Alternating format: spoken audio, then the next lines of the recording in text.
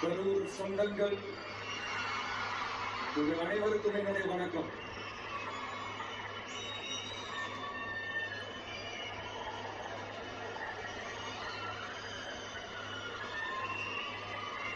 ஒரு மனுஷன் லைஃப்ல எவ்வளவு பெரிய ஒரு உயரத்துக்கு போனாலும் மனசளவுல சில வலிகள், காயங்கள் அதை மறக்க முடியாது இல்லையா? எல்லா லைஃப்லயும் அப்படிதான், நமக்கும் அப்படிதான். நிறைய வலிகள், காயங்கள் எல்லாத்தையும் தாண்டி தான் வந்திருக்கிறோம்.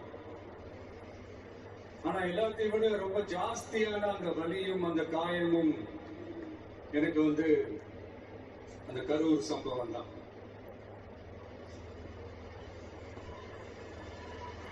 மக்களை சந்திக்கணும், மக்கள் பிரச்சனைகளை எடுத்து பேசணும். அதுக்காக தான் அந்த மக்கள் சந்திப்பு பயணத்தை தொடங்கி திருச்சி, அரியலூர், நாகப்பட்டினம், திருவாரூர், நாமக்கல், கரூர் அப்படின்னு சொல்லிட்டு போயிட்டு இருந்தோம். அரியலூர்ல அந்த மீட்டிங் முடிச்சுட்டு பெரம்பலூர் போறதுக்கு முன்னாடி அந்த பெரம்பலூர் போலீஸ் எங்களை அலர்ட் பண்ணாங்க. சரிங்க, கூட்டம் கொஞ்சம் ஜாஸ்தியா இருக்கு, லேட் ஆயிடுச்சு, வராதீங்க அப்படின்ட்டு. So we had no choice. Police சொன்னா நம்ம அதை ஒபே பண்ணி தானே ஆகணும். அதே நேரத்துல பெரம்பலூர் மக்களோட அந்த சேஃப்டியும் மைண்ட்ல எடுத்துக்கிட்டு ஒரு மன வலியோடவே திரும்ப போயிட்டோம். அதுக்கப்புறம் பெரம்பலூர் தொகுதி மக்களுக்கு மன்னிப்பும் கேட்டோம். அதே மாதிரி நாமக்கல் அந்த மீட்டிங் முடிச்சுட்டு கரூர் வரும்போது அந்த கரூர் போலீஸ் எங்களை அலர்ட் பண்ணிருக்கலாம்ல.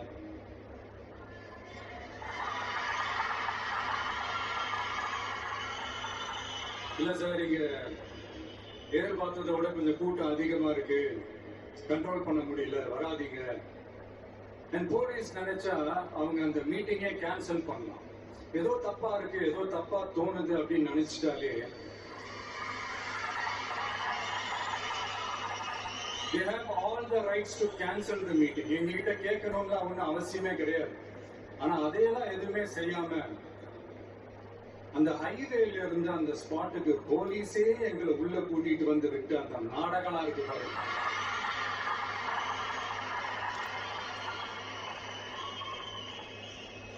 நம்பிட்டேங்க, முழுசா நம்பிட்டேன். அன்னைக்கு இருந்த அந்த கரூர் போலீஸ் பேசும்போது தேங்க்ஸ் எல்லாம் சொன்னேன் அவங்களுக்கு. எனக்கு தெரியாது இப்படி ஒரு நாடகம் நடக்கும். இதுக்கெல்லாம் யார் காரணம்? இதெல்லாம் யார் சொல்லி செஞ்சது? இப்படி பண்ணுங்க, அப்படி பண்ணுங்க, சப்போஸ் அப்படி நடந்தா இப்படி பண்ணுங்க, சப்போஸ் இப்படி நடந்தா இந்த மாதிரி இன்ஸ்ட்ரக்ஷன்ஸ் எல்லாம் கொடுத்து அந்த பிரஷர் போடுறது யாரு?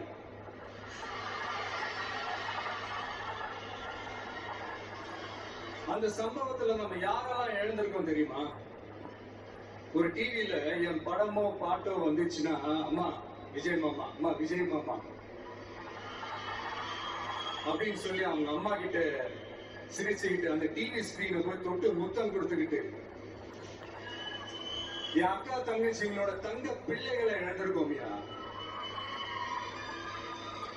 மழலை கூட சரியா வராதப்போ ஒரு பேப்பர் மேகசின்ல என் போட்டோவை பார்த்தா அதை சிரிச்சுக்கிட்டு அந்த கள்ளங்கவடம் இல்லாத அந்த சிரிப்பு, அந்த கடவுள் மாதிரி இருக்கிற அந்த பச்சை பிள்ளைகளை இழந்திருக்கோம்யா.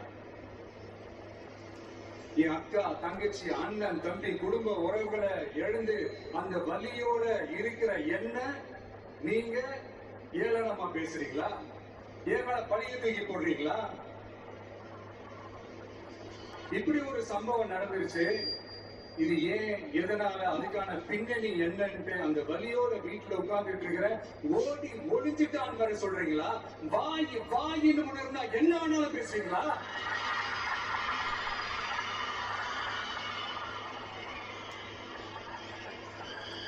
மக்களே, நான் உங்களையே கேட்கிறேன். அன்னைக்கு அத்தனை கிரௌட் இருந்துச்சு, அந்த கிரௌடுக்கு தகுந்த மாதிரி போலீஸ் பாதுகாப்பு கொடுத்தாங்களா?